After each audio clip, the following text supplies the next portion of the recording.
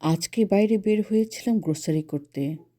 পথে দেখলাম নীল আকাশ কালো ধোঁয়ায় আচ্ছন্ন হয়ে গেছে। পুলিশ রাস্তা বন্ধ করে দিয়েছে অনেক দূর পর্যন্ত। এদিকে পুরো রাস্তায় ট্রাফিক জ্যাম লেগে গেছে। কি ভয়ঙ্কর আগুন লেগেছে! সম্ভবত কোনো গ্যারাজে। দূর থেকে ততটা বোঝা যাচ্ছিল না। ফায়ার ফাইটাররা কাজে লেগে গেছে। এখানকার ফায়ার সার্ভিস খুবই দক্ষ এবং তৎপর। 911 কল করলে তারা খুব দ্রুত চলে আসে। তারা জীবন বাজি রেখে এই আগুন নেভানোর কাজ করে।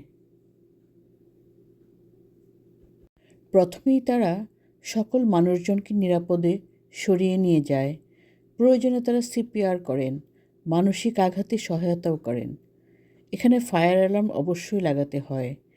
বড় বড় ভবনে স্প্রিংকলার এবং ফায়ার এক্সটিংগুইশার থাকে। এত সাবধানতার পরেও প্রচুর আগুন লাগে এখানে। কানাডাতে এই আগুন লাগার পেছনে অনেক কারণ রয়েছে। রান্নার সরঞ্জাম থেকে আগুন লাগে। যখন কোনো হাঁড়ি বা কড়াই অতিরিক্ত গরম হয়ে যায় বা তেল বা চর্বি ছিটকে পড়ে, তখন আগুন ধরতে মাত্র কয়েক সেকেন্ড সময় লাগে। উইন্টারে হিটিং সিস্টেম থেকে অনেক সময় আগুন ধরে যায়।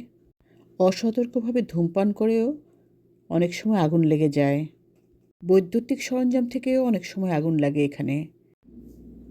এদেশিরা প্রচুর মোমবাতি ইউজ করে, এই জন্য এই মোমবাতি থেকেও অনেক সময় আগুন ধরে যায়। আরেকটি আগুন লাগার কারণ হচ্ছে শিশুদের আগুন নিয়ে খেলা। ত্রুটিপূর্ণ ওয়্যারিংয়ের জন্য বাড়ি বা অ্যাপার্টমেন্টে আগুন লেগে যায়। সামারে বারবিকিউ করার কারণেও অনেক জায়গায় আগুন লাগে।